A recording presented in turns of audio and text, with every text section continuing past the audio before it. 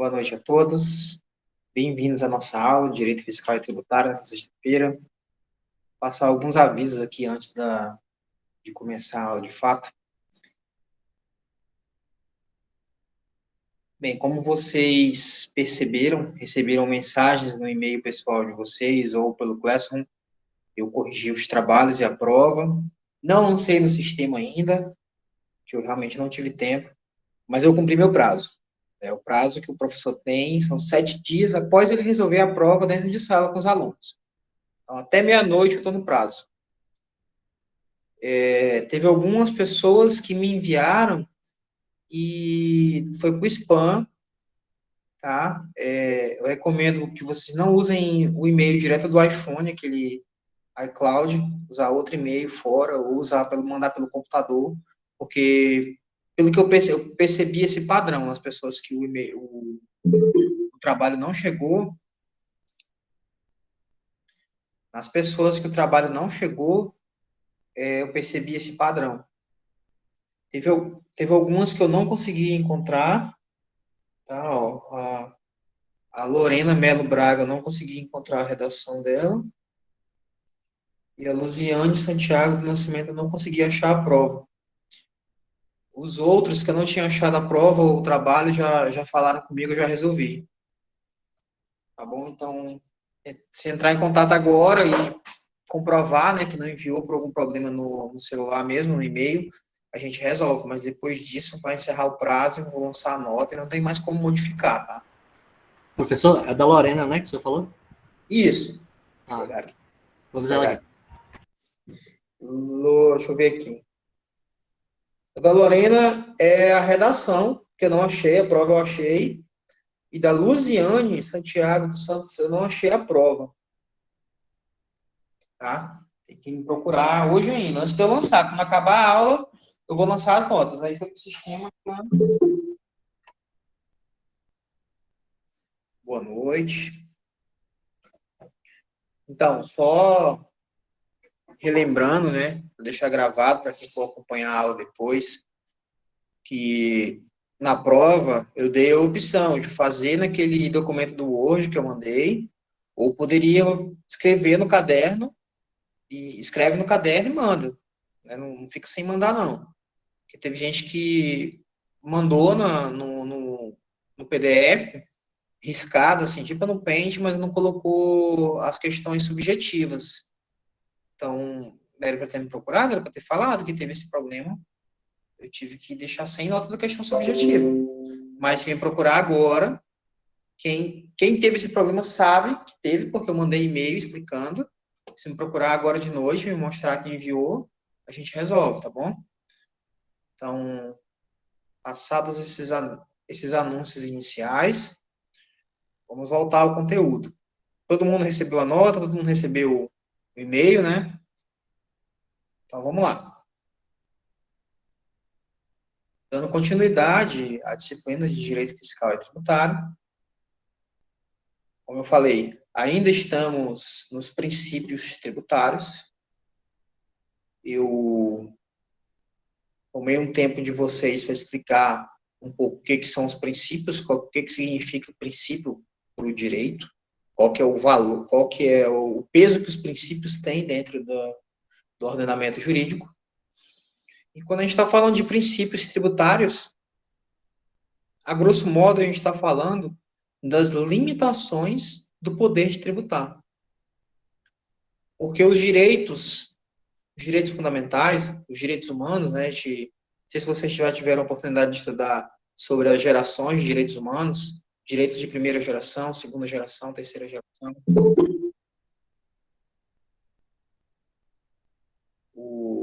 Os direitos de primeira geração são aqueles que exigem uma conduta negativa do Estado, direito à vida, direito à propriedade, ou seja, do Estado não tirar a tua vida, não tirar a tua propriedade, direito à liberdade, do Estado não te privar de liberdade. E o direito de segunda geração exigem um dever, uma ação positiva. Então, enquanto de primeira geração a gente postula que o Estado não faça algo contra a gente, nos de segunda geração a gente pede que o Estado faça algo por nós. E quando estamos a falar de princípios tributários, em certa medida estamos falando de direitos fundamentais, direitos humanos de primeira geração. Ou seja, são comandos, são condutas que se exige que o Estado não faça contra a gente. É por isso que, ainda dentro do campo da criação, arrecadação e fiscalização de impostos, imposto é espécie, do qual tributo é o gênero, né? Gênero, aí você tem vários tipos de espécies, né? Tributo é uma delas. Então, perdão, imposto é uma espécie de tributo. Então, dentro das limitações do poder de tributar, estudamos sobre a legalidade, a isonomia, a anterioridade de exercício e a anterioridade nonagesimal. Hoje a gente vai dar continuidade com o princípio da irretroatividade. O princípio da irretroatividade, ele é uma manifestação de outro princípio muito importante dentro do direito, que é o princípio da segurança jurídica. Espera aí só um momento. Vou fechar aqui o WhatsApp, que eu acho que está falando comigo. Pode ser aluno, mas estamos em aula. Então, o princípio da irretroatividade, ele é um desdobramento do princípio da segurança jurídica. E o princípio da segurança jurídica é a ideia, né, de que existem leis e que essas leis elas serão cumpridas e que a gente tem que viver conforme essas leis. E tanto orienta as nossas ações quanto as nossas punições em caso de descumprimento da lei. Então, a gente tem que ter uma certa segurança jurídica de que as nossas ações serão sancionadas ou reguladas de acordo com as leis atuais. Então, se lá na frente a lei muda, pelo princípio da segurança jurídica, eu tenho que garantir que as coisas que eu fiz no passado serão julgadas conforme as leis da época em que eu cometi tal fato. Então, o princípio da irretroatividade no direito tributário, ele se manifesta dessa forma que eu coloquei aqui, ó.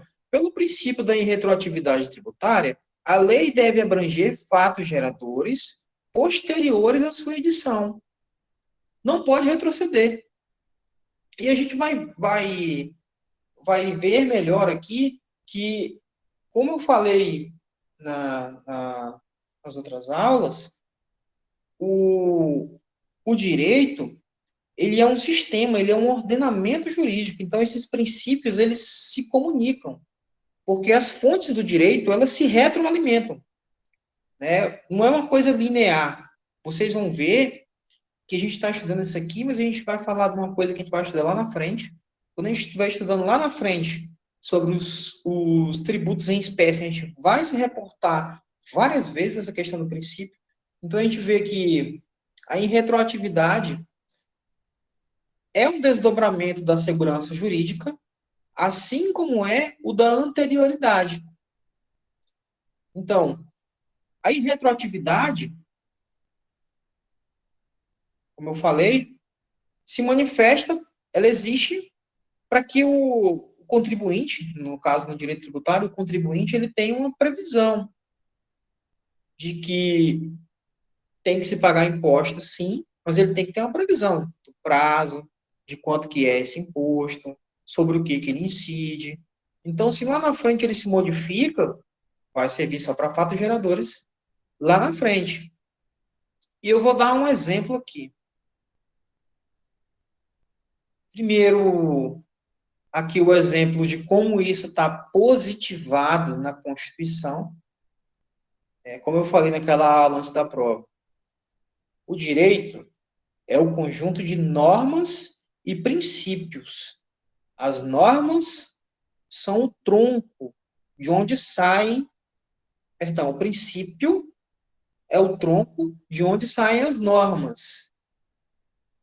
Existem princípios sem normas, sem regras, sem uma regra que vá regular ele, mas não existe uma regra regulando algo que não tenha um princípio por trás. Então, aquele princípio, que é uma ideia abstrata, de que as pessoas têm que ter uma segurança jurídica, ele se manifesta através dessa regra aqui. Então, a regra do artigo 150, inciso 3º da Constituição, vai falar que, sem prejuízo de outras garantias asseguradas ao contribuinte, é vedado, é proibido à União, aos Estados, Distrito Federal e aos municípios cobrar tributos em relação a fatos geradores ocorridos antes do início da vigência da lei que houver instituído ou aumentado. Aqui outra... Professor, Oi? só para ver se eu entendi. Então, assim, caso o Estado resolve criar uma lei que cobra uma tributação X para empreendimento em determinada área. Sim. Essa lei só vai abranger a partir daquela data e a partir das pessoas daquele Isso. empreendedor que abriram depois dessa data. Exatamente. Fatos geradores que incidirem depois dessa lei. Como a gente viu antes, e sempre tem que ficar se reportando a isso, o fato gerador é a situação no mundo real que está prevista em uma lei e que diz que toda vez que incidir aquele fato, vai incidir um imposto ali. Por exemplo, o fato gerador do IPVA é a propriedade de um automóvel. Eu tenho o automóvel, quem tem automóvel, tem ele todos os dias do ano. Só que a lei vem regular que o imposto ele vai ser cobrado para quem tem automóvel no dia 1º de janeiro de cada ano. Ele não vai cobrar todos os dias do ano, senão seria 365 IPVAs que a gente tinha que pagar por ano. Mas não, ele cobra uma vez por ano. Então, esse é o fato gerador do IPVA. Então, se caso seja alterado o fato gerador, ou criam-se novos fatos geradores, essa nova lei só vai ser aplicada a fatos geradores depois disso daí, depois dessa criação dessa lei. Eu vou dar um exemplo de um tipo de tributação que está avançando agora no Congresso, que é a tributação sobre a produção de energia solar. Hoje, quem instala placa solar e produz a sua própria energia não paga nenhum tributo em cima disso daí. Paga o IPI em cima da placa que foi produzida e o ICMS em cima da energia elétrica que ele adquirir de fora, né? Porque nem toda placa solar ela tem autonomia para toda a casa lá. Então, vamos supor que cria-se uma lei que vai tributar cada quilowatt de energia solar produzida. Essa lei só vai poder ser cobrada dos fatos geradores após ela ter sido aprovada. Então, quem produziu energia solar antes dessa lei não pode ser cobrado.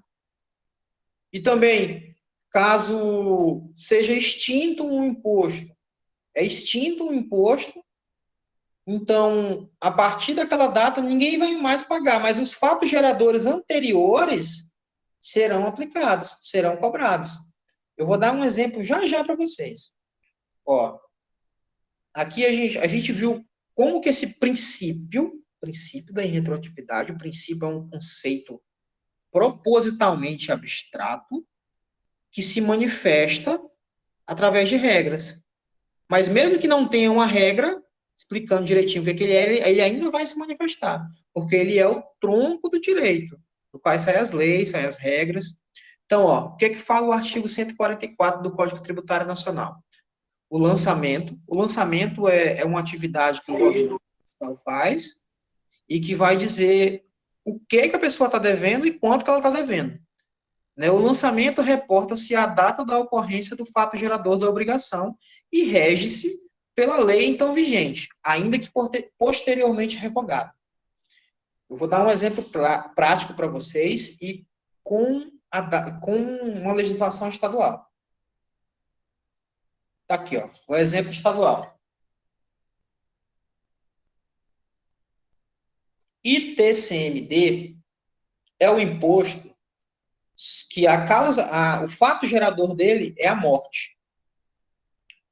Quando uma pessoa morre, todos os bens dela automaticamente passam a propriedade para os herdeiros legais dele, ou testamentários.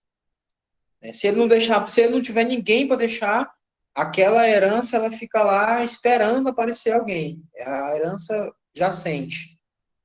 Mas, de toda forma, quando uma pessoa morre, ela morreu, os bens dela passam para quem for herdeiro dele.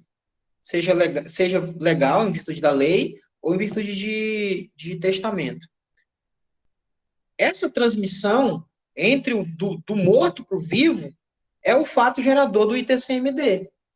Então, as pessoas que morreram até o dia 11/12/2020, o ITCMD deles, o ITCMD dessa herança, vai ser regulado por essa lei complementar aqui, a 271, de 27 de dezembro de 2013. Professor, pode Pois me não. tirar outra dúvida, por gentileza? Só falando aí de dívida de quem morreu, assim, quando a pessoa falece e ela tem uma herança, mas ela possui dívida, o herdeiro tem que assumir a dívida também, né? Que é descontado no valor da herança, certo? É o valor total da dívida ou é só uma parte?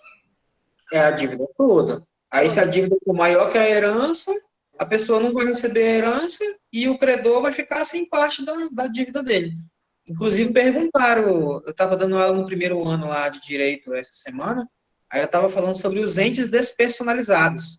Que, por exemplo, você tem as pessoas naturais, que são pessoas, com CPF e tudo mais, e as pessoas jurídicas, que são ficções legais que têm o CNPJ. Já você tem entes que não têm CNPJ, nem têm CNPJ, mas eles podem ser parte no processo. Um exemplo disso é o espólio. Esses bens que eram da pessoa que morreu, quando ele morre, ele vira um espólio. Aí esse espólio ele pode ser demandado em juízo. Por exemplo, se o morto tinha dívidas, o credor dele vai executar o espólio. Aí lá no espólio está todos os bens dele, todos os bens de direitos, carro, casa, dinheiro em conta. Aí primeiro vai pagar todas as dívidas dele, o que sobrar divide entre os herdeiros. Aí foi essa pergunta que fizeram para mim. Entendi, professor. Eu trabalhei com um advogado que a vida dele era resolver problema com um espólio, que era herança. E eu nunca entendi que diache era aquele espólio, que ele não explicava. O espólio é um ente personalizado, é um conjunto de bens que vão responder pelas dívidas do morto e vai ficar todo mundo junto até ocorrer, de fato, a partilha. Aí vai dizer o que é de cada um. Mas enquanto não ocorrer, eles ficam todos juntos. Tudo junto.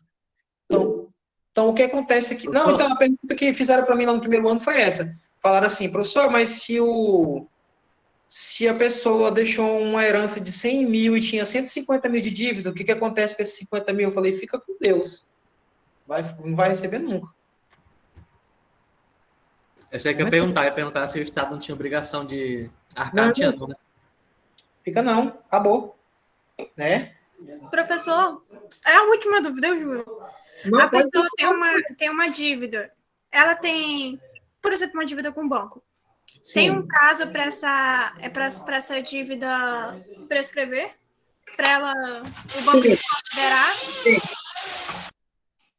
Tem, só que aí entra uma questão que é complicada de entender, até para quem é do direito. Prescrição e decadência. Uma coisa é a prescrição, outra coisa é a decadência. A prescrição, ela vai acabar apenas com a possibilidade da pessoa condenada a fazer algo. Mas ela não vai acabar a dívida fica lá. O teu score não vai subir e vai ter algumas restrições de crédito, por conta do teu score tá baixo. Mas, assim, te cobrar e te executar e mandar a justiça atrás de tu pegar teus bens por causa dessa dívida, depois de 5 anos, não pode mais. Então, vocês podem ficar à vontade, perguntar qualquer coisa, viu? É Mas, que... mas a Pode ser. prescrita, no caso, é só quando a pessoa que precisa receber o dinheiro, ela vai no cartório protestar, né? O protesto, na verdade, quem está falando aqui é o Kaique, é Kaique. Isso. O protesto, ele serve para interromper a prescrição. Porque a partir do momento do vencimento da dívida, aí fica contando esses 5 anos para prescrever. Aí ele vai e protesta, aí ele interrompe a prescrição. Aí ele continua cobrando a pessoa. Aí depois ele ganha mais tempo, né? Porque quando, vamos supor que a dívida venceu, aí passou 6 meses. Aí ele vai lá e protesta, aí ele ganha mais 6 meses, dentro desses 5 anos. Sacou? Ok. Então, ó, como eu estava falando, esse exemplo prático que eu dei aqui, vocês vão observar ele naquele lançamento do TCMD que eu coloquei lá no Classroom. Eu vou até abrir depois para a gente ver. Mas então, como que isso aqui manifesta o princípio da irretroatividade? Essa lei aqui, ó, a mais nova, a 373 de 2020, ela isenta do ITCMD as heranças de até 50 mil. Então, ou seja, se a pessoa deixou um bem, ela deixou um carro, que era 35 mil, está isento. Deixou um carro e uma casa de 100 mil. Aí, o carro vai estar isento, ela não vai pagar o ITCMD daquele carro, porque ele é 34 mil. A casa não, a casa é 100 mil. Aí vão cobrar os 100 mil os 4% em cima daqueles 100 mil. Então, o que acontece? A minha cliente, aqui, ó, que foi aquilo que eu coloquei lá no lançamento para vocês, a mãe dela morreu no início de 2020. Só que a gente só apresentou os bens para colher o ITCMD no início de 2021. Daí, a gente queria a isenção dessa lei aqui. E falou, opa, cadê, ó? Eu quero a isenção. Aí o auditor fiscal foi lá e falou, disse, não, o fato gerador desse imposto aqui é a morte. Quando ela morreu, a lei que estava valendo era essa daqui. Entendeu? Então, é o princípio da irretroatividade. O fato gerador vai se aplicar à lei que valia quando ele aconteceu. Qual que é o fato gerador do TCMD? A morte. Então, embora essa lei aqui, ó, a 271 de 2013, tenha sido integralmente revogada por essa daqui que chegou, os fatos geradores que aconteceram durante a vigência dessa lei ainda serão cobrados, conforme a vigência dela. Isso aqui faz eu lembrar de uma situação que eu vivi na faculdade, foi até engraçado que o professor estava falando sobre isso também, quando a gente estava estudando sobre morte. Né? Quando que acontece a morte? Qual que é o parâmetro jurídico que existe para dizer se a pessoa morreu ou não? Um dos parâmetros é o mesmo da lei de doação de órgãos, quando 2 médicos atestam que ele está com morte cerebral, pode doar órgãos. Então, você pode doar os órgãos, a pessoa está morta. Daí o professor colocou um caso lá prático, onde uma pessoa teve morte cerebral decretada, aí, tipo, não quiseram desligar os aparelhos e tal, e passou 3 meses até que, de fato, ele morreu, não sobreviveu mais nem com aparelhos. Daí, durante esses 3 meses, mudou a lei lá da herança, daí o professor pegou e perguntou, né, disse assim, qual é a lei que vai se aplicar? Aí o cara levantou a mão lá na minha sala e falou assim, depende, eu estou representando quem? Direito funciona dessa forma, né? Tudo depende. Então, vocês sabem, falei para vocês, que toda regra tem suas exceções. Então, o Código Tributário Nacional, ele traz algumas exceções a esse princípio da irretroatividade. Um deles é aquele que amplia os poderes investigativos das autoridades administrativas.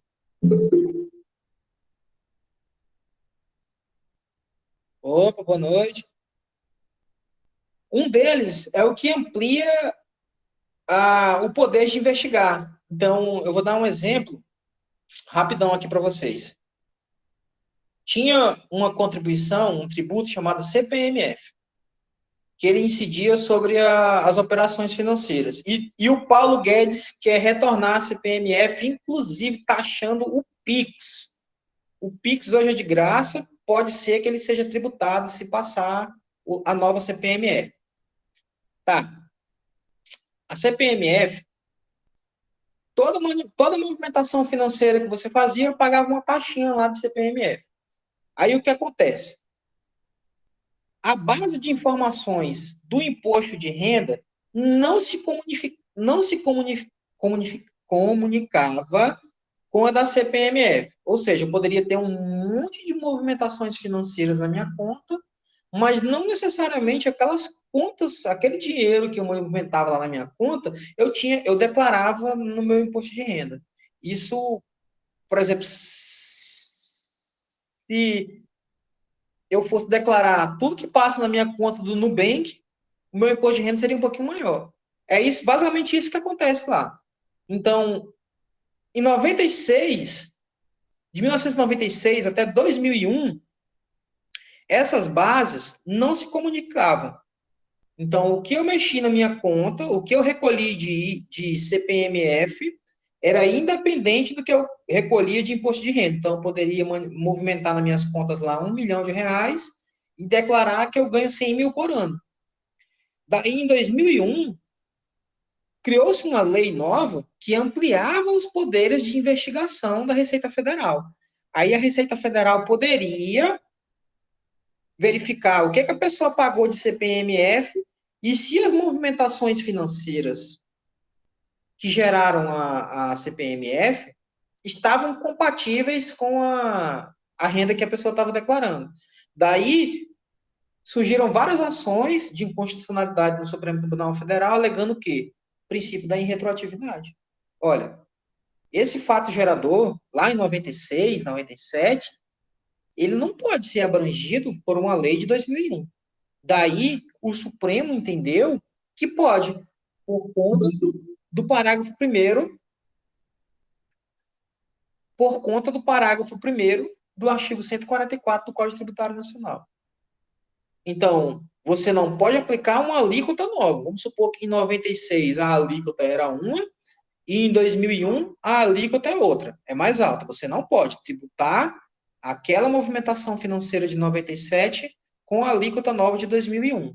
Mas a lei que dá novos poderes para a administração, esses novos poderes podem servir para investigar fatos anteriores, que nem aconteceu, que nem eu falei para vocês, da CPMF. Ficou claro para vocês essa questão porque toda movimentação, por exemplo, eu transfiro R$ 50 aqui para o Magno, aí vai ter uma taxinha lá, CPMF. Lá, vamos supor, 5 centavos. Eu tive que pagar de imposto, de contribuição. Daí eu transfiro um monte de dinheiro para um monte de gente. Daí, no final do ano, eu declaro que eu ganho bem menos do que eu transferi e recebi na minha conta lá. Então, foi isso que aconteceu. A Receita Federal foi lá e foi vistoriar as contas de todo mundo que estava fazendo muita movimentação financeira e não estava declarando tudo isso. E a lei permite. E é uma mitigação ao princípio da irretroatividade. Outra exceção legal ao princípio, uma lei expressamente interpretativa. Tem lá. Vou dar um exemplo, não do Código Tributário Nacional, mas eu vou trazer do Código Civil. No Código Civil, o artigo 50, ele diz que a pessoa jurídica ela pode ser desconsiderada para certas obrigações em caso de abuso de direito. O que significa? A pessoa está escondendo os bens dela na empresa. Ou está escondendo os bens da empresa. A empresa está lá, por exemplo, uma empresa terceirizada do governo, prestou serviços, faliu, um monte de gente querendo receber, e a empresa não tem R$1 lá em conta. Não acharam bem, não acharam mal, mas os sócios dela estão milionários. Aí o que acontece? Você pode desconsiderar a pessoa jurídica e atacar o patrimônio dos sócios. A lei diz que isso só pode acontecer em caso de abuso de direito. O que é abuso de direito? Não sei. Daí, modificaram o Código Civil e acrescentaram parágrafos ao artigo 50 que diz, o abuso de direito configura-se pelo desvio de finalidade. E desvio de finalidade é isso aqui, isso aqui, isso aqui. O abuso de direito também se configura pela confusão patrimonial. E confusão patrimonial é isso aqui, isso aqui, isso aqui. Então, isso é uma lei interpretativa. Você tem um conceito lá jurídico, só que ele não está claro na lei. Então, depois, uma lei nova interpreta aquele artigo anterior, que já estava vigente na época do fato gerador. E essa nova interpretação pode servir para fatos geradores anteriores a essa nova lei. O artigo 106, inciso 2º, o ato não efetivamente julgado se exclui infração ou reduzir penalidade. Mesma coisa aqui, Eu, por exemplo, caí na malha fina do imposto de renda. Ela está dizendo que eu não declarei tudo que eu deveria ter declarado. Daí eu pego e recuo. Aí diz que eu tenho que pagar uma multa lá de 5% em cima do imposto devido. Daí vem uma nova lei e diz que aquela multa lá que era de 5% agora vai ser 3%. Ela vai se aplicar aqui. Por quê? Antes do trânsito julgado. Mas aí se transitou em julgado e ficou definido que eu tenho que pagar, assim, aquela multa de 5%, mesmo que venha uma lei depois, se já foi devidamente julgado, não vai alterar. Mas se eu recorri, o meu recurso está correndo, e alteraram o valor da multa, ou excluíram a multa, vai servir para o fato gerador anterior, mesmo que eu tenha omitido alguma coisa na minha declaração, no imposto de renda.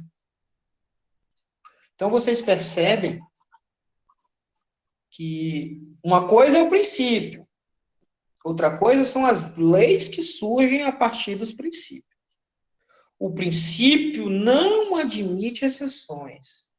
O princípio ele só se anula quando ele está em conflito com outro princípio. O que acontece nesses casos aqui não é a desconsideração do princípio, é a mitigação. Mitigação significa diminuir. Ele é importante, ele vale, mas aqui ele está diminuído. Ele vale um pouquinho menos. Então, isso aqui são mitigações ao princípio da irretroatividade. Assim como estou cobrando de vocês na N2, que vocês identifiquem as mitigações ao princípio da isonomia. A regra é que os iguais têm que ser tratados iguais, os desiguais têm que ser tratados desiguais, sem outras formas de discriminação. Mas tem exceções dentro da lei. Exceções dentro da regra que mitigam o princípio. Então, isso daqui é tranquilo. Princípio do não confisco. Significa o quê? Que o tributo ele não pode ser tão alto a ponto de inviabilizar a propriedade de algo. Se eu compro um carro e o IPVA dele é 70% do valor do carro, aí vamos supor que a parcela do carro é R$800 e o imposto que eu vou pagar sobre ele é 2.000, aí eu não quero mais nem comprar carro, tá confiscando meu carro, eu estou pagando mais imposto do que eu estou pagando pelo carro. Esse é o princípio do não confisco, que é que os tributos não podem inviabilizar o direito de propriedade. O tributo não pode ser mais alto ou tão alto assim a ponto de não valer nem a pena comprar porque a tributação é muito alta. Isso aqui está previsto no artigo 50, inciso 4 da Constituição Federal. E vamos dar continuidade, não tem um limite estabelecido na lei. Não tem aqui, os tributos não podem passar de 10%, não pode passar de 5%. Não sei, qual que é o limite? Não sei o limite. Um dos limites impostos não vem do direito, mas vem da economia, que é aquilo que eu falei para vocês na primeira aula, e que coloquei um vídeo lá no Classroom, que é a curva de Laffer.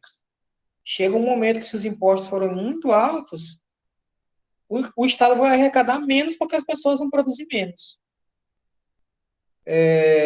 Eu pesquisei aqui, alguns países têm na legislação deles um limite legal, que, por exemplo, na Argentina, o imposto não pode passar de 33%. E no Brasil, quem é que regula isso daí? Poder Judiciário. Porém, caberá ao Poder Judiciário dizer quando um tributo será ou não confiscatório. Então, essa análise do Poder Judiciário, ela vai levar em consideração o quê? O contexto do contribuinte, qual que é a carga tributária daquele contribuinte e o contexto econômico como um todo. Então, a gente não pode dizer, o limite é 5%, o limite é 10%, mas em qual imposto? Então, eu tenho aqui alguns exemplos, trouxe para vocês, alguns exemplos em que os impostos são exorbitantemente elevados, mas que não violam o princípio do não confisco. Por exemplo, aqui, na época do governo Collor, o governo decidiu abrir o mercado internacional para importação de carros.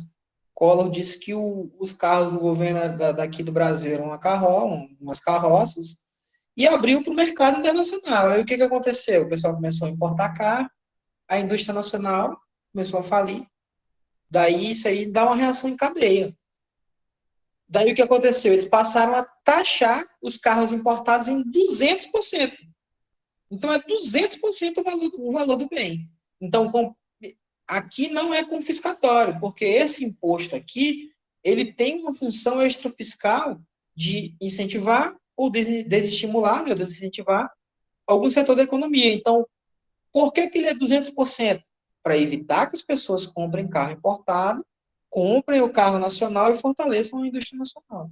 Então, aqui, dentro desse contexto, esse imposto de 200% é válido e não viola o princípio do não confisco, porque eu ainda posso comprar um carro, só que nacional. Aqui, por exemplo, o IPI sobre a produção de cigarros. O IPI sobre a produção de cigarro pode chegar a 301%. Isso daí é um efeito confiscatório? Não posso mais fabricar cigarro. Quero fazer cigarro, não posso mais. Posso. Porque esse IPI aqui, quem paga é o consumidor. Se a fábrica de cigarros gasta R$2 para fazer uma carteira de cigarro, e vem um imposto de 300%, né? 300% de 2 é 6. Aí a carteira de cigarro sai a R$9. Ele vai vender a R$9. Vou ganhar mais R$2 e o imposto eu cobro do consumidor. Então, isso não é confiscatório. Isso é para desestimular as pessoas a fumarem. O governo taxa o imposto, taxa o cigarro lá em cima, que é para as pessoas fumarem menos. Ficou clara essa questão do não confisco?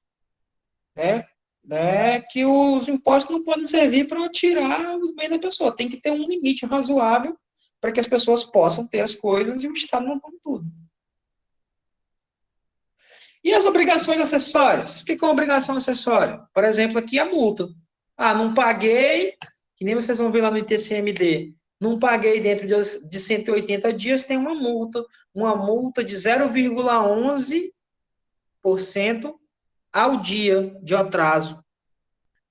Essa multa, ela se sujeita ao princípio do não confisco, é 0,11 em cima do valor do imposto, né? A multa do ITCMD.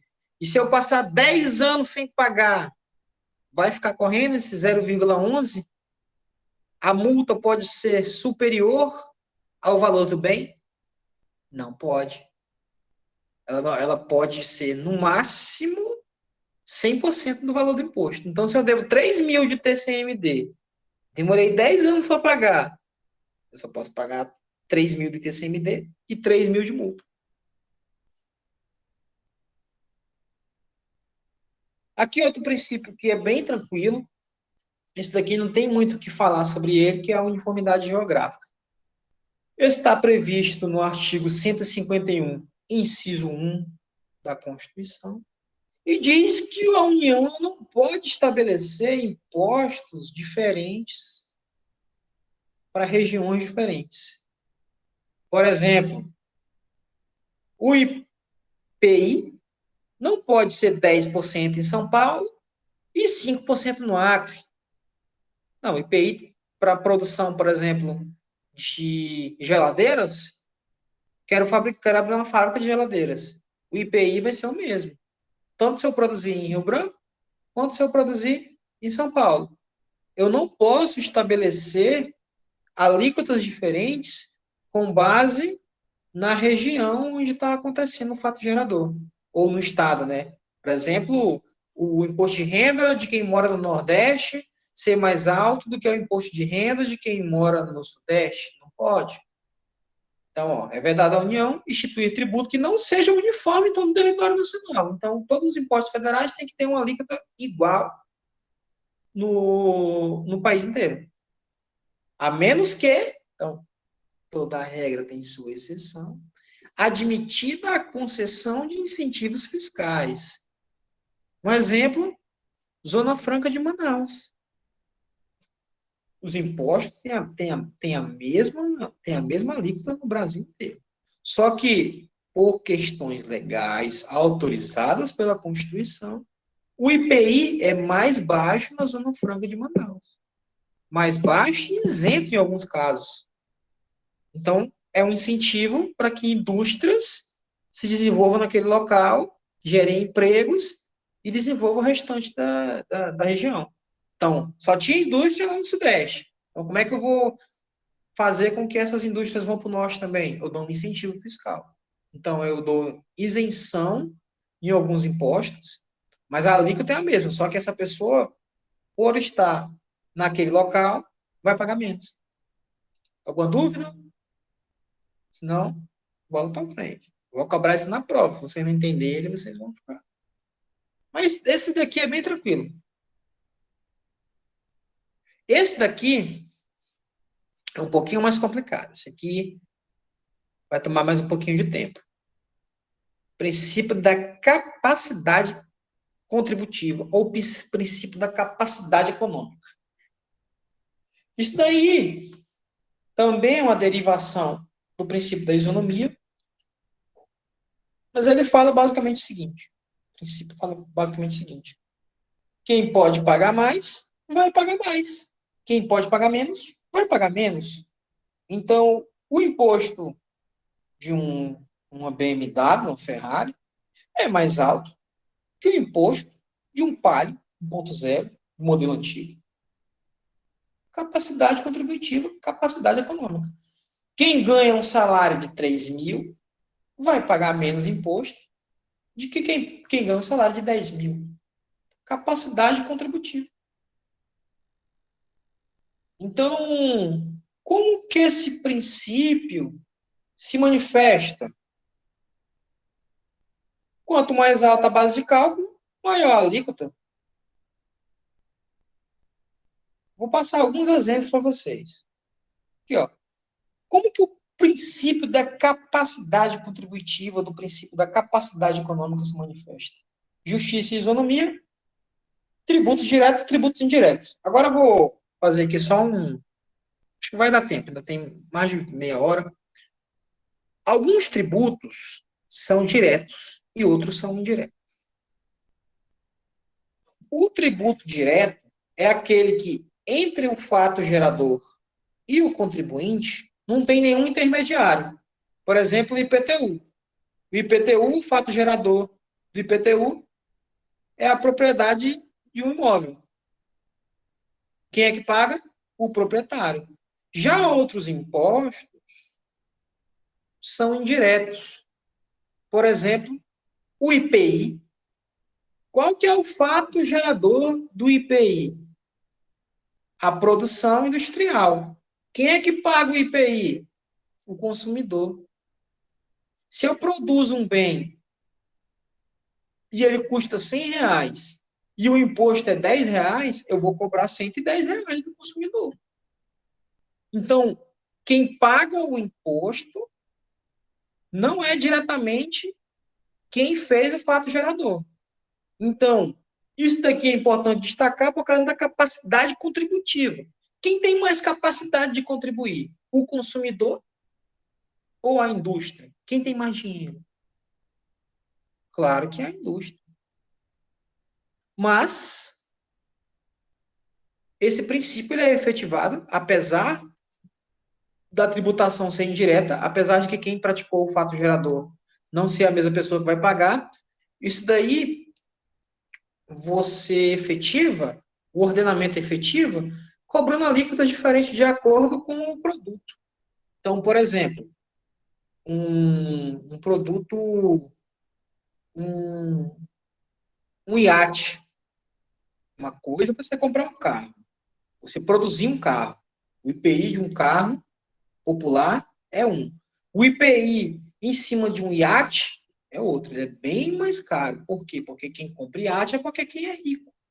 Então, você pode cobrar um imposto maior em cima daquele bem, porque quem vai comprar aquilo ali é quem tem muito dinheiro. Então, apesar do tributo ser pago indiretamente, ainda se efetiva o princípio da capacidade tributária, tributando bem diferente de acordo com a faixa de consumo, com a expectativa desse consumo. Vou falar aqui sobre a progressividade de alíquotas de alguns impostos, que são manifestações do princípio da capacidade econômica. A primeira que eu vou falar, aqui na verdade eu fiz um rol. Aqui são os impostos dentro do nosso ordenamento que tem alíquotas progressivas. O imposto de renda, aqui a gente tem a previsão do porquê o imposto, onde que está previsto que o imposto de renda pode ser progressivo. O IPTU, o ITR e o ITCMD. Professor, Pois não? nesse princípio, é para prestar atenção, ele é só para o imposto ou é para todos os tributos? Olha, a lei, a Constituição, ela diz que é só para os tributos, é só para os impostos, perdão. Mas o entendimento que o Supremo Tribunal Federal tem é que se aplica a qualquer tipo de tributo. Né? A taxa, de certa maneira, ela já é assim, porque como ela é vinculada a um tipo de serviço, dependendo do serviço, cada serviço uma taxa diferente. Né? Mas, a princípio, em princípio, na verdade, a lei diz que é só para impostos. Mas o Supremo Tribunal Federal diz que se aplica a qualquer tributo. Então, se a pergunta for, de acordo com a lei, o princípio da capacidade contributiva só se aplica a impostos. Certo.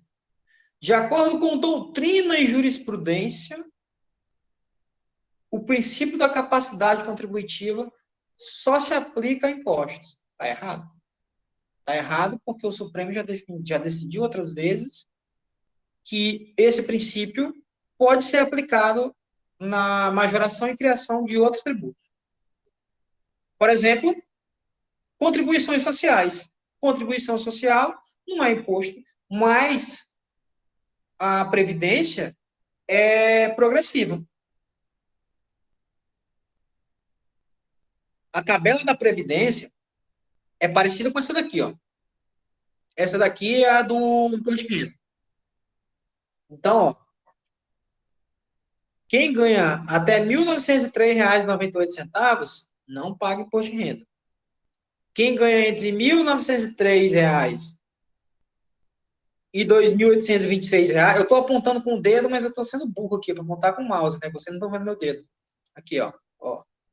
Peraí, cadê? Tá aqui.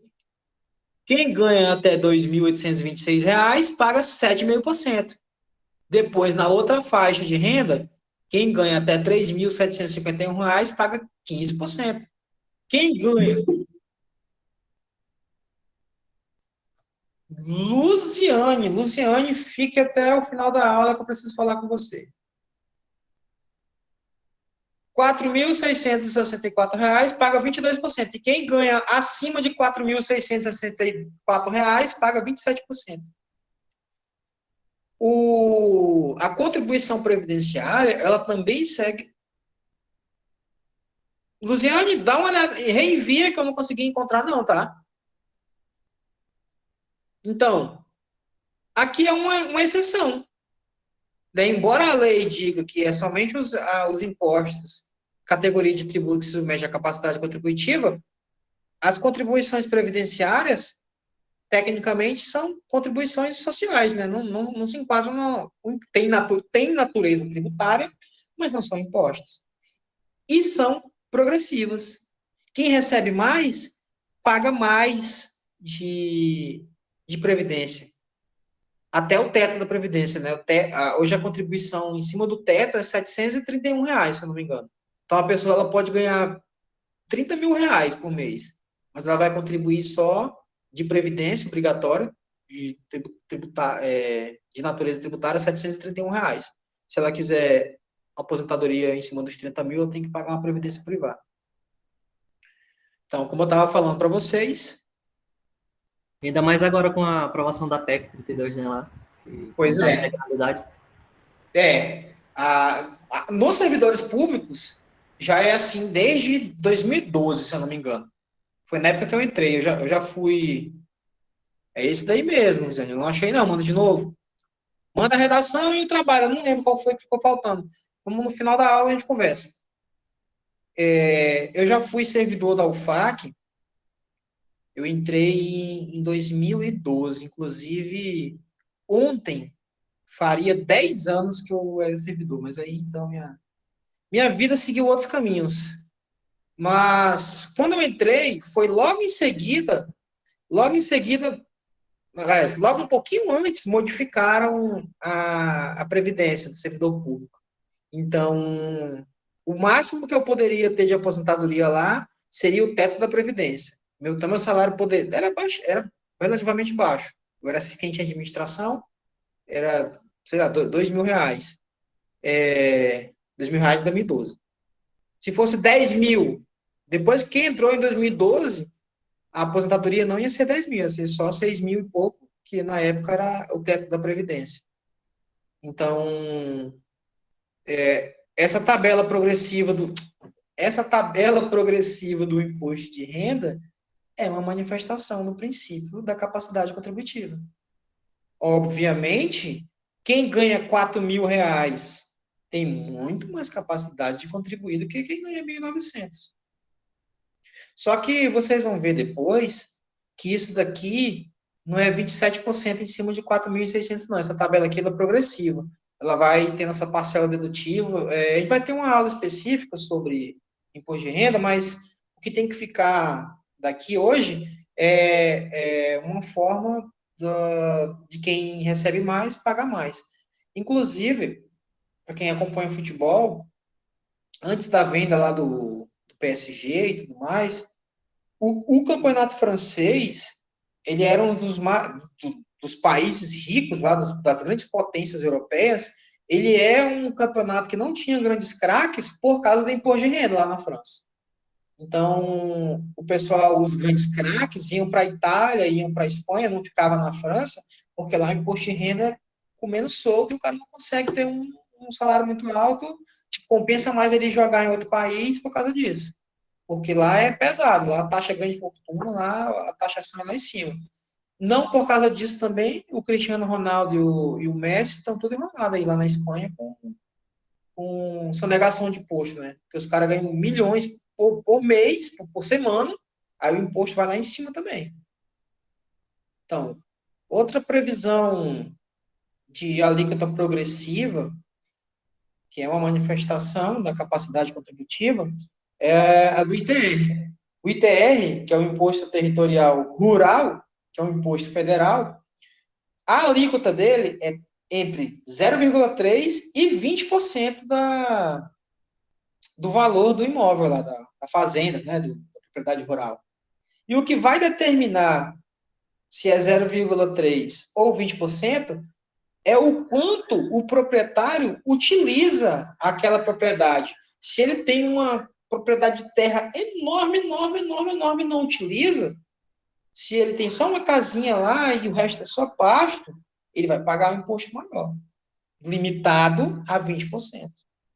Por que é limitado a 20%? Princípio do não confisco. Muito bem, gosto como tem a participação de vocês. Então, o imposto territorial, quando vai oferir o valor daquela propriedade lá para cobrar o imposto, não vai considerar o valor das construções, benfeitorias, culturas permanentes temporárias. Cultura é o que ele está plantando lá naquele local. Está plantando soja, está plantando milho. Então, não vou tributar essa área que está sendo utilizada para plantar soja e milho. Eu vou tributar aquilo que você não está utilizando, aquela terra enorme lá. Pastagem, floresta é um incentivo para as pessoas não derrubarem tudo, deixarem uma área de preservação. O que não for área de preservação, ele vai estar usando, né? Vai estar criando gado, vai estar plantando. Então, quanto maior a terra, maior o imposto. Mas, se você utilizar bem essa terra, plantando, criando gado, preservando a mata, você vai pagar menos imposto, que é um incentivo para as pessoas utilizarem a terra, função social da terra. As pessoas têm que ter terra, né? Tem que ter uma propriedade, mas para usar, não para ficar só especulando. Então, o tributo ele também serve para isso, que é a função extrafiscal dele. Repetir? CID, repetir, perdão. Vou apagar. Então, o IPTU, ele também tem alíquotas progressivas e ele é uma manifestação da capacidade contributiva.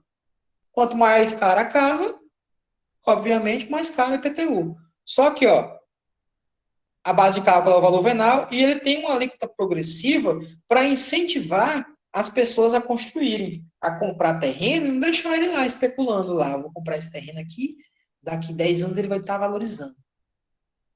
O Código Tributário Nacional, perdão, o Código Tributário de Rio Branco, ele traz essas alíquotas aqui para o IPTU. 5% para imóveis residenciais. 2% para imóveis não residenciais. Então, se eu compro um imóvel para morar, eu vou pagar menos imposto. Se eu compro um imóvel para fazer outra coisa, um imóvel comercial, vai pagar mais imposto. E se eu compro o imóvel para não fazer nada, eu vou pagar mais imposto também. Porque esse daqui é o predial. Tem o terreno lá, mas tem uma casa. Esse daqui é o territorial. Não está sendo utilizado. Cobra mais imposto. Para quê? Para incentivar a pessoa a construir algo lá.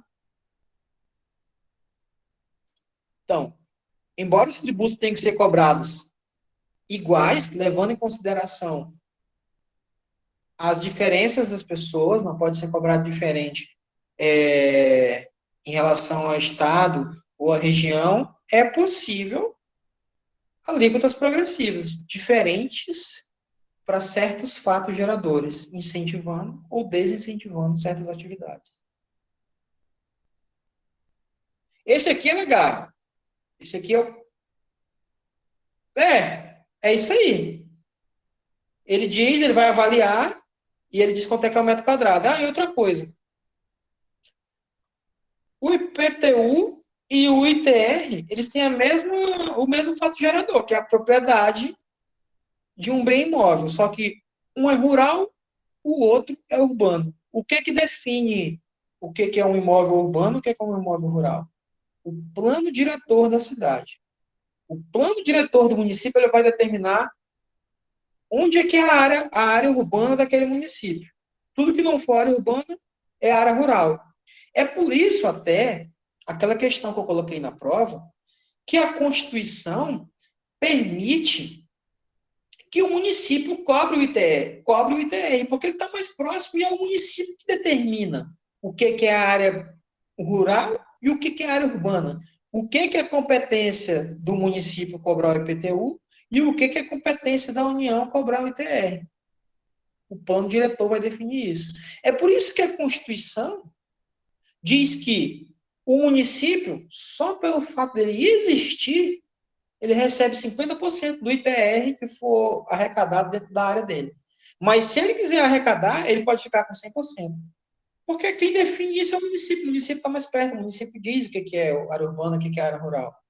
E eu já trabalhei na PGE, Procuradoria-Geral do Estado, e lá tinha engenheiros e arquitetos que faziam laudos, por exemplo, para desapropriar um imóvel.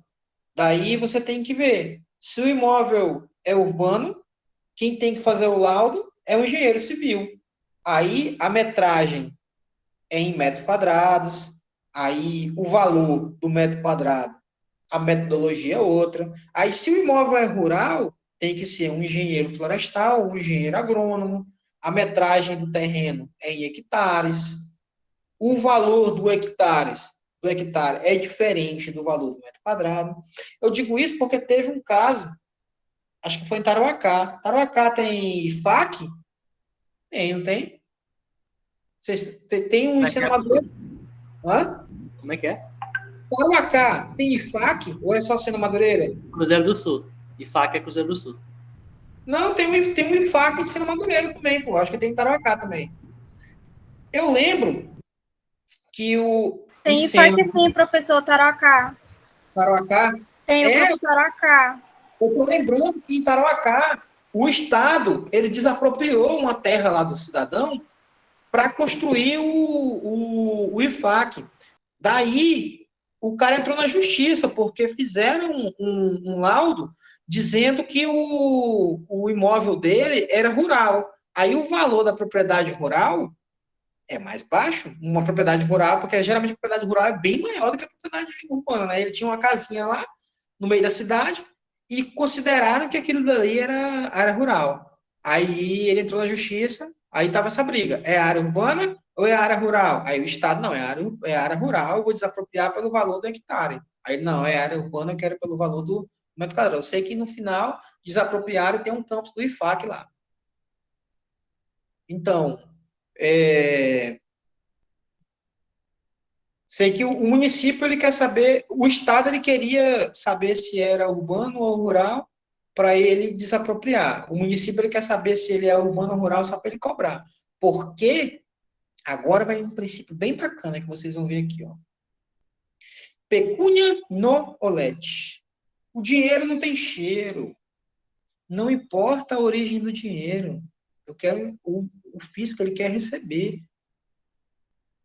Esse brocado jurídico, que é um princípio utilizado no direito tributário, ele surgiu na Roma Antiga, quando o imperador, conta-se, né, que o imperador Vespasiano estava com o filho dele, Tito.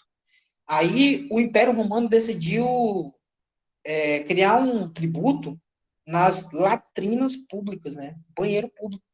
Então o cara ia lá fazer a necessidade dele, é o de Tarauacá mesmo que eu tô falando. Então, como eu estava falando, o cara ia lá fazer a necessidade dele e o império ia lá, cobrava uma taxa em cima. Daí o filho do imperador questionou ele: poxa, mas a gente está cobrando do pessoal do cocô das pessoas.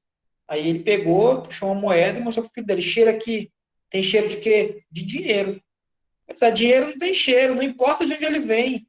Se é do cara que está usando o banheiro, se é do cara que está vendendo droga, se é do cara que roubou, se é do agiota, o Estado ele não quer saber de onde vem o dinheiro, ele quer cobrar.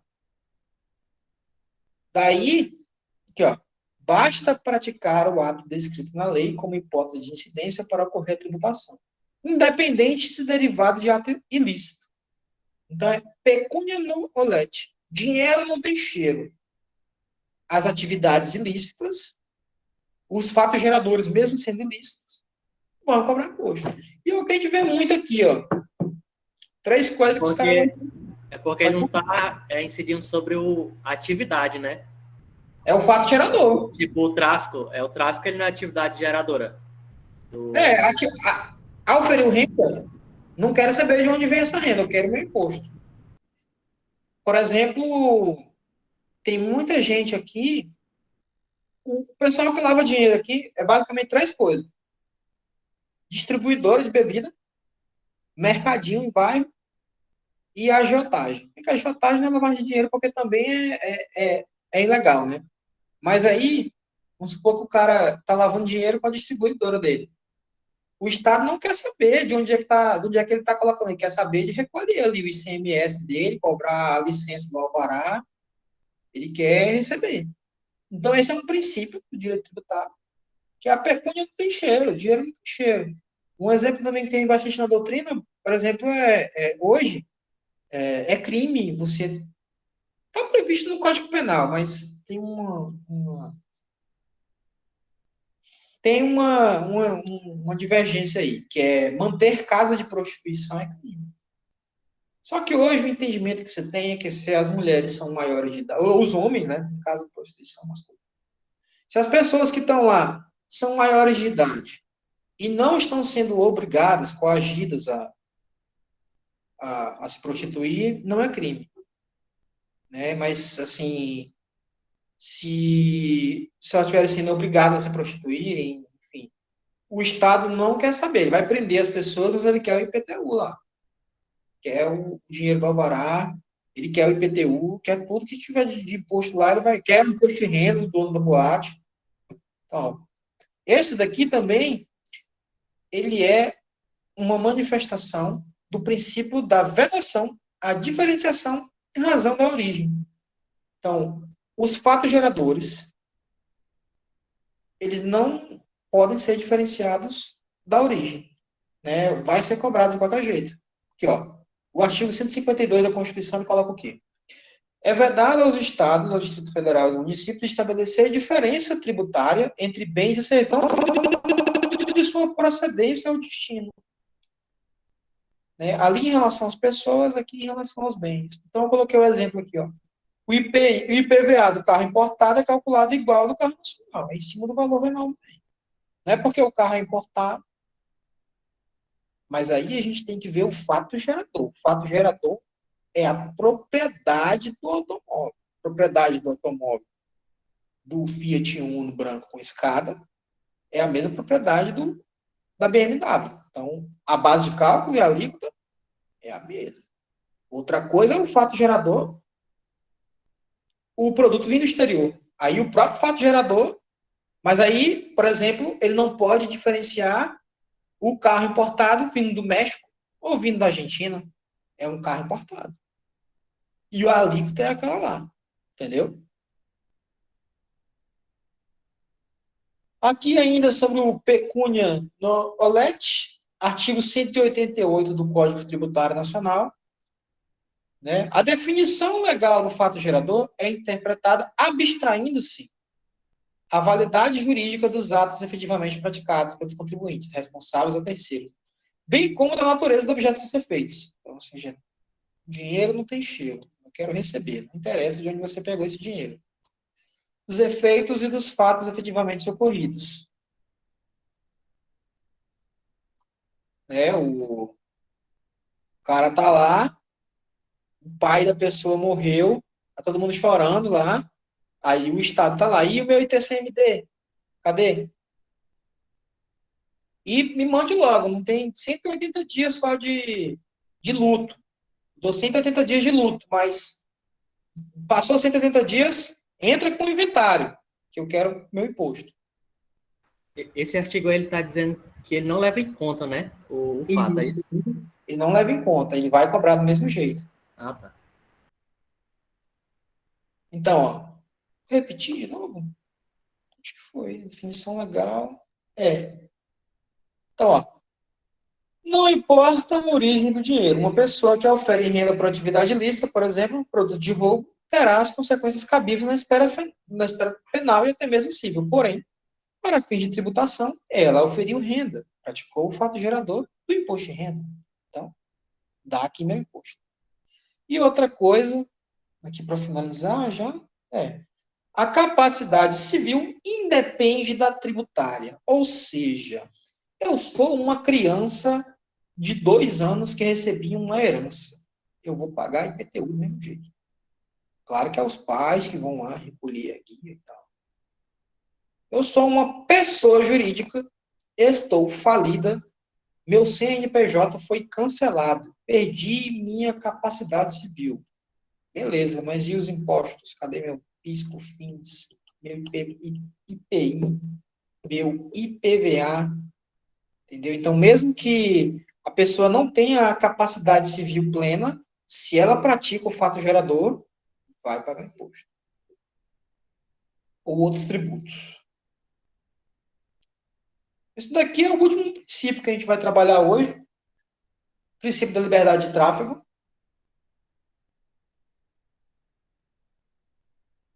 Então, novamente se reportando ao que eu falei no começo da aula, esses princípios aqui, eles são manifestações dos direitos e garantias fundamentais dos direitos humanos de primeira geração, que são aqueles que exigem condutas negativas do Estado. Não ataque minha vida, não ataque minha propriedade, não ataque minha liberdade. E diz que o poder público, o fisco, não pode criar um tributo que vá limitar a circulação de pessoas. Né? Vedação aos entes públicos instituírem e cobrarem tributos em função de simples locomoção de pessoas, bens e municípios de estados. O tributo ele não pode limitar o direito de ir e vir, né, presente no artigo 5º, inciso 15 da Constituição Federal. Ele não pode fazer isso. Sabe o que isso daí evita? De alguns estados cobrar ingresso. Ou literalmente cobrar ingresso.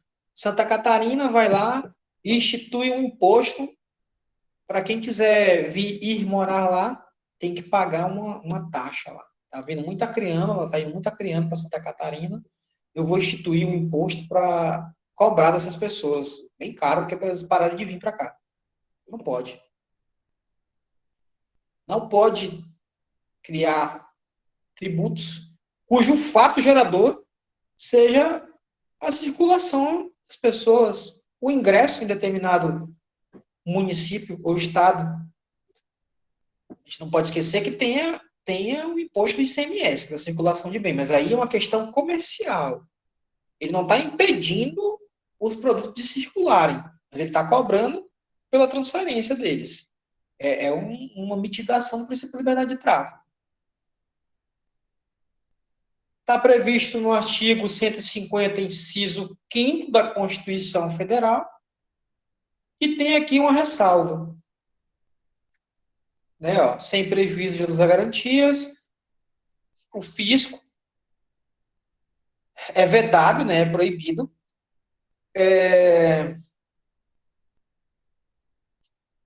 estabelecer limitações de tráfego fundado em tributos, ressalvada a cobrança de pedágio. Viu que toda regra tem uma exceção?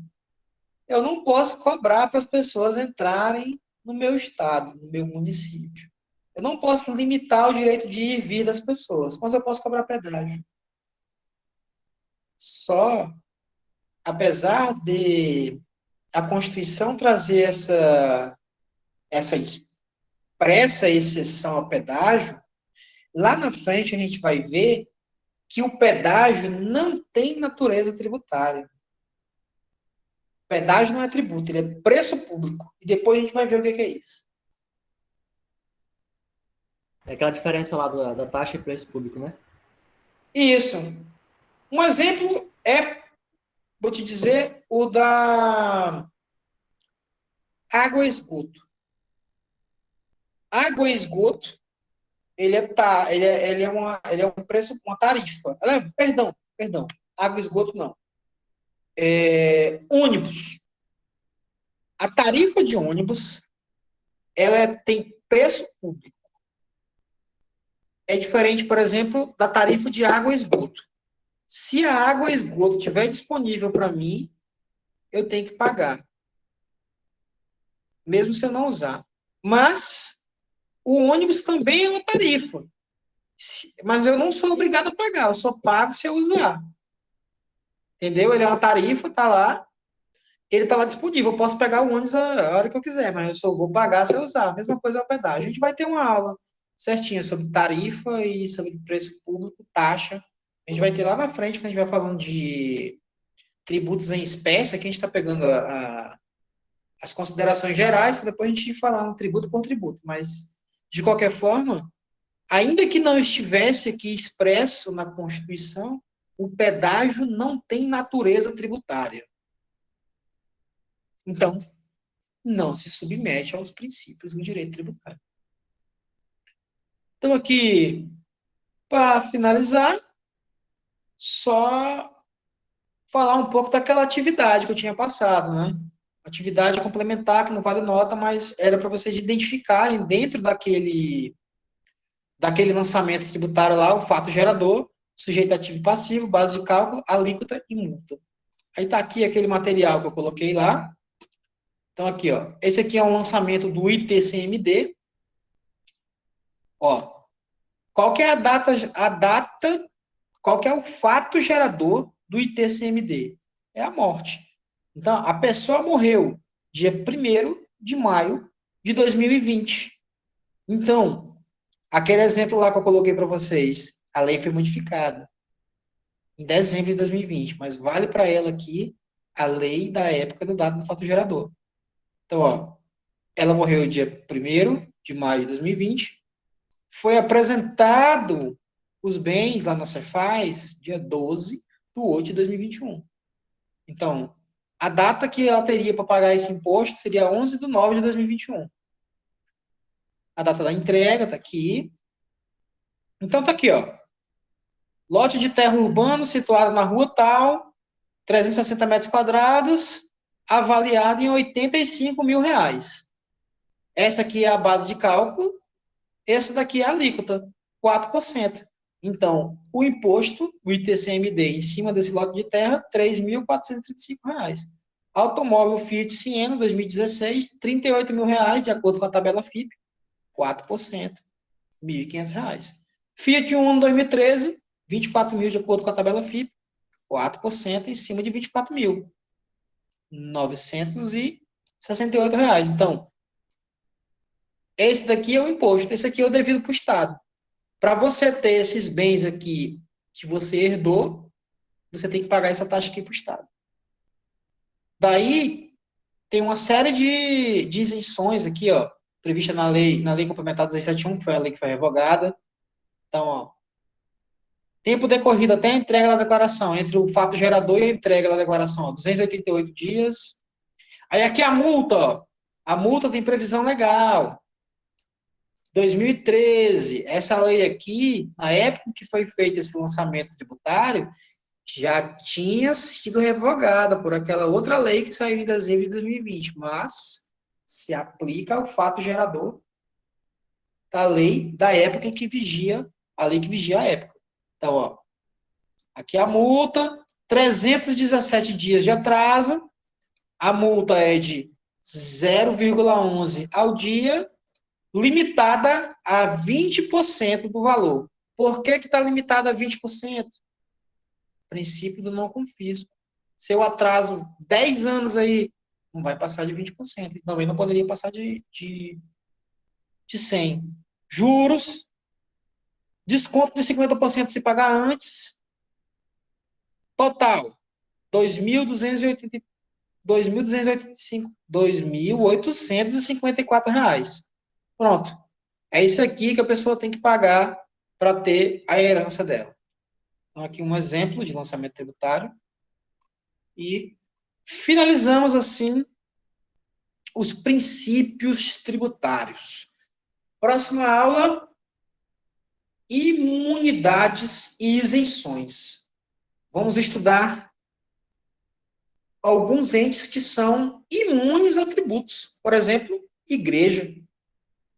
É proibido os estados e municípios criarem impostos sobre templos religiosos. A gente vai ver também os outros tipos de imunidades tributárias e diferenciá-los das isenções. Isenção tributária e imunidade tributária são diferentes. Então é isso. Muito obrigado pela participação de todos. Vou encerrar a gravação.